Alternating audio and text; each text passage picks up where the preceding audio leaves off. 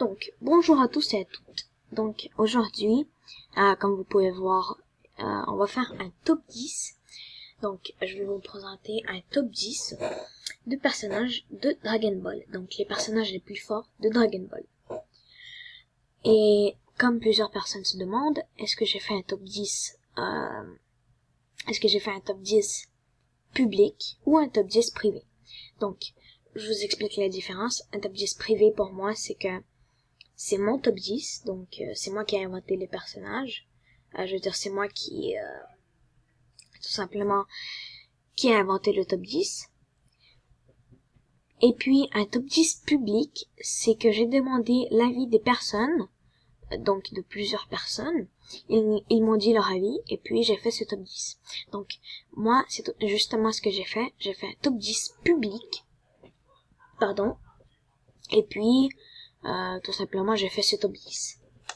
Donc, alors, en 10e place, nous avons le Sangohan Ultime. Donc, et oui, la première fois qu'on a vu Sangohan Ultime, tout simplement, il dégageait une force incroyable. Et puis, c'était l'un des personnages les plus forts à l'époque.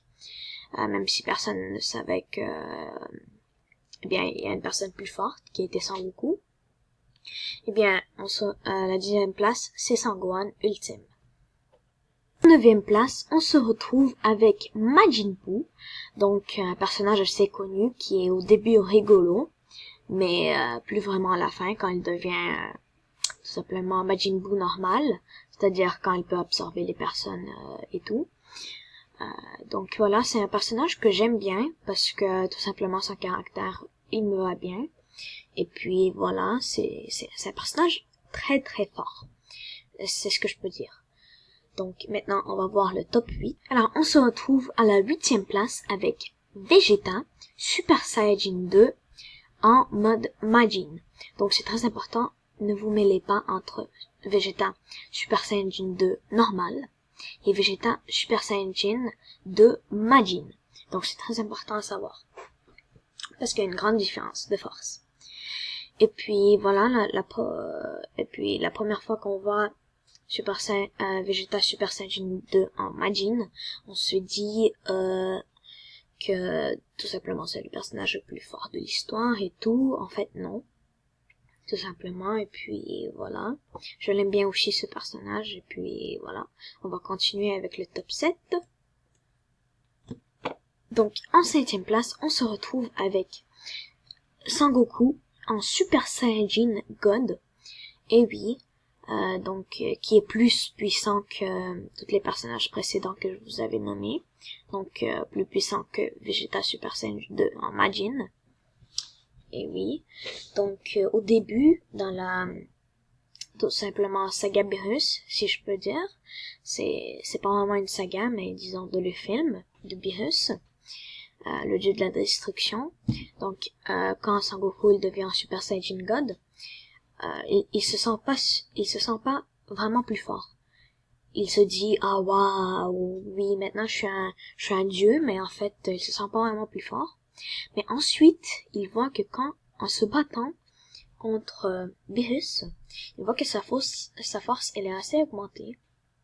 Et puis, à la fin, je me rappelle plus s'il réussit à battre Beerus. Non, je crois pas qu'il réussit à battre Beerus. Mais à la fin, ça se termine bien. Et puis voilà, on va aller à la 6. Alors, en 6e place, on se retrouve avec Vegeta Super Saiyajin 4, qui est donc effectivement plus fort que Sangoku Super Saiyajin God, même si certains ont de la misère à le croire. Donc voilà. Et puis, c'est un personnage que j'aime bien aussi. Donc à la base, j'adore Vegeta. Avec sa transformation en Super Saiyan 4, il devient beaucoup plus fort, je l'aime bien. Donc, on va aller au top 5. Donc, en 5e place, on se retrouve avec Sangoku Super Saiyajin 4, qui est, comme vous avez compris, plus fort et plus rapide et meilleur que Vegeta Super Saiyajin 4. Même si on dirait qu'ils sont égales. Et puis voilà, à la base Sangoku je l'aime moyennement parce que c'est quand même le personnage principal, et puis là je kiffe pas vraiment les personnages principaux des histoires. Donc, on va aller au top 4. Alors, en quatrième place, on se retrouve avec Gogeta Super Saiyajin 4. Ça fait un peu drôle parce que, tout simplement, j'ai déjà nommé Vegeta Super Saiyajin 4 et Goku Super Saiyajin 4.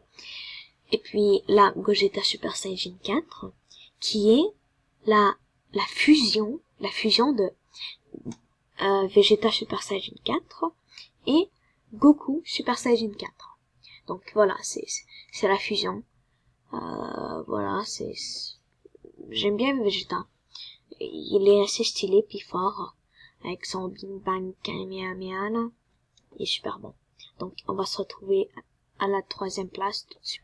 Alors, eh bien, en troisième place, on se retrouve avec Super C17, qui est tout simplement, si vous avez regardé la saga GT, eh bien, qui est tout simplement la fusion de C17 et C17 qui est mort, tout simplement, dans l'enfer.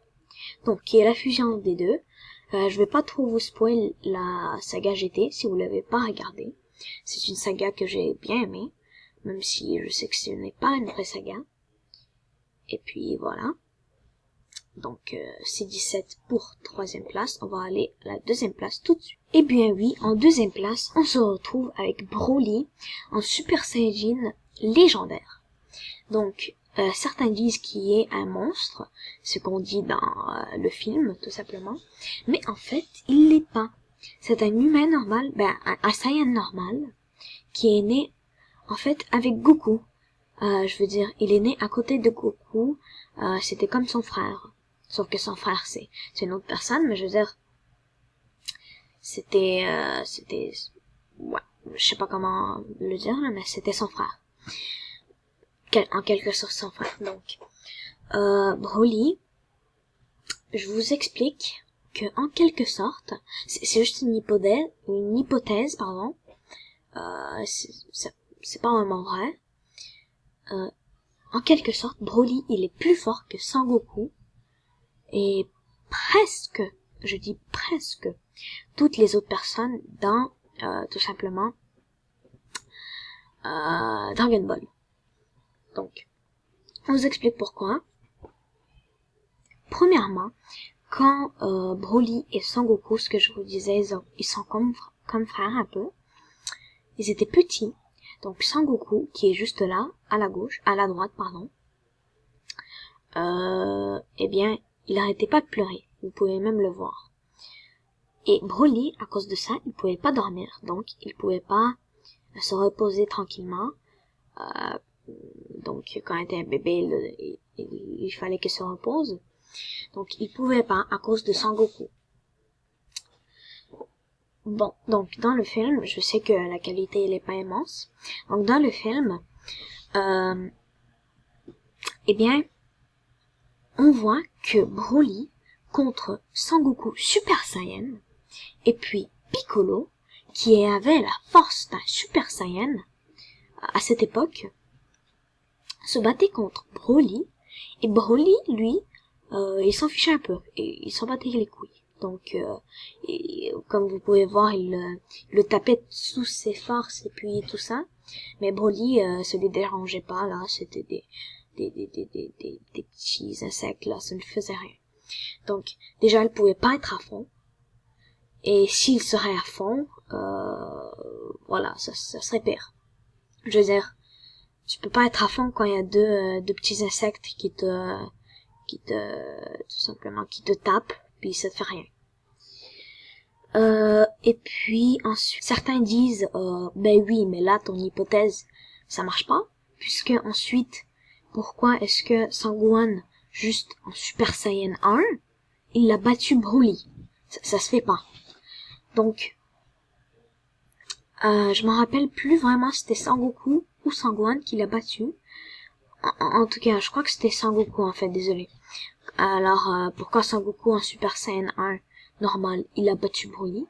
Donc, je vous dis, déjà, il avait Sangohan en Super Saiyan, non, même pas, en Super Saiyan 2, qui a donné toute sa force à Sangoku. Et ensuite, Piccolo, qui a donné tout son ki, toute sa force aussi, qui avait la puissance d'un Saiyan, d'un Super Saiyan, à cette époque, il a donné toute sa force à Sangoku. Donc ça faisait déjà une force énorme. Et ensuite, à la fin, quand Vegeta s'est décidé, enfin en Super Saiyan 2, de donner toute sa force à Sangoku. Et puis, Sangoku, juste en Super Saiyan 1, avec toute cette force, il a battu Broly. En un seul coup. Déjà, avant, vous voyez, si vous avez regardé le film, donc avant que Vegeta se décide de donner la force à Sangoku, de donner sa force à Sangoku, donc Sangoku, il faisait un peu de dégâts à Broly, mais ça faisait pas grand chose. Donc, ensuite, quand Broly, il était un enfant, un bébé, comme je vous ai montré tantôt, déjà, le roi Vegeta, donc le père de Vegeta, il a pris Broly et il a fait une blessure avec un couteau. Donc dans son ventre, quelque part à gauche ou à droite, je m'en souviens plus, mais il a fait une grave blessure. Donc ça lui a fait mal. Et puis, maintenant, quand Vegeta s'est décidé, enfin, de donner la force à Sangoku, et puis c'est pas parce que Sangoku l'a battu, c'est parce que Broly, il a tout simplement senti la puissance senti l'aura, du roi Vegeta, qui est l'ancêtre de Vegeta. C'est pour cela que il a il était comme stressé, je sais pas comment l'expliquer, mais disons qu'il était stressé. Et puis Sangoku l'a battu un seul coup, et puis voilà. Et oui, vous l'avez su, donc en première place, on se retrouve avec Goku, Super Saiyajin God, Super Saiyan, en plus court c'est Super Saiyajin Blue, Kaioken x20. Donc la puissance, elle était immense, mais d'une force, je sais pas comment dire, mais la puissance, elle était immense. Donc voilà, c'est un de mes personnages, franchement un de mes personnages préférés. C'est le top 1 de cette vidéo. Il est super fort. Donc il est super fort en Super Saiyajin God, Super Saiyan, Kaioken x20. C'est incroyable sa puissance. Donc c'est tout pour ce top 10. N'oubliez pas de partager, de liker, de vous abonner à ma chaîne si vous avez tout simplement kiffé cette vidéo. Donc le top 10 des personnages les plus forts de Dragon Ball. Et je vous souhaite une bonne fin de journée. Ciao!